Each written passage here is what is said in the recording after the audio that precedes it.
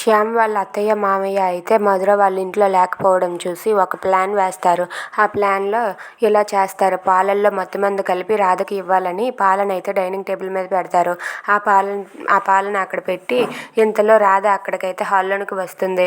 వాళ్ళ అత్తయ్య ఇలా అంటూ ఉంటుంది, ఏంటి పిన్ని ఏంటి ఇలా పిలిచారు అంటే, ఏం లేదమ్మా అని చెప్పి అంటూ ఉంటుంది. సరే కానీ అత్తయ్య వాళ్ళు ఎక్కడ అని చెప్పి అడిగితే, మీ అత్తయ్య వాళ్ళు లేరమ్మా గుడికి వెళ్ళారు అని చెప్పి అంటూ ఉంటుంది. గుడికి వెళ్ళారా, అయితే ఇప్పుడు నేనేం చేయాలని చెప్పి అంటే, ఇదిగో అమ్మా మీ అత్తయ్య నీకు ఈ పాలు ఇమ్మన్నారు, ఇదిగో పాలు తాగని చెప్పి పాలు ఇస్తూ ఉంటే ఇంతలో ఆ గ్లాసులో అయితే పాలు ఉండవు. అవి చూసి వాళ్ళిద్దరూ అయితే ఒక్కసారిగా షాక్ అవుతారు. ఏంటి ఇందులో మనం పాలు ఉంచాం కదా, ఏమయ్యాయి అని చెప్పి అనుకుంటూ ఉంటారు. ఇంతలో రాధ అయితే తన రూమ్కి వెళ్ళిపోతుంది.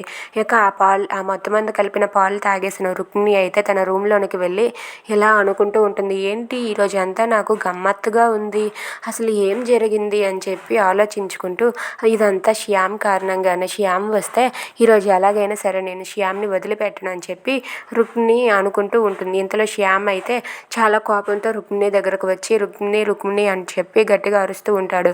అయినా సరే రుక్మిణి ఏంటి శ్యామ్ ఏంటి అని చెప్పి శ్యామ్ దగ్గరకు వెళ్ళి శ్యామ్ని హగ్ చేసుకొని I love you so much Shyam అని చెప్పి శ్యామ్కి ముద్దు పెడుతుంది. ఇదంతా చూసి శ్యామ్ అయితే రుక్మిణి చంప పగలగొట్టి, అసలు నీకు బుద్ధిందా, ఏం చేస్తున్నావో నీకు అర్థమవుతుందా, నీ నిజస్వరూపాన్ని నేను బయట పెడతాను, ఎలా అంటే ఆ మనోహర్ గురించి మొత్తం తెలుసుకున్నాను, ఆ మనోహర్ నాకు నిజం చెప్పేశాడు, ఎలాగైనా సరే రాధకి ఇదంతా తెలిసేలా చేస్తానని చెప్పి రుక్మిణికి శ్యామ్ అయితే వార్నింగ్ ఇస్తాడు. దానికి రుక్మిణి షాక్ అవుతుంది. If you like this video please subscribe our channel.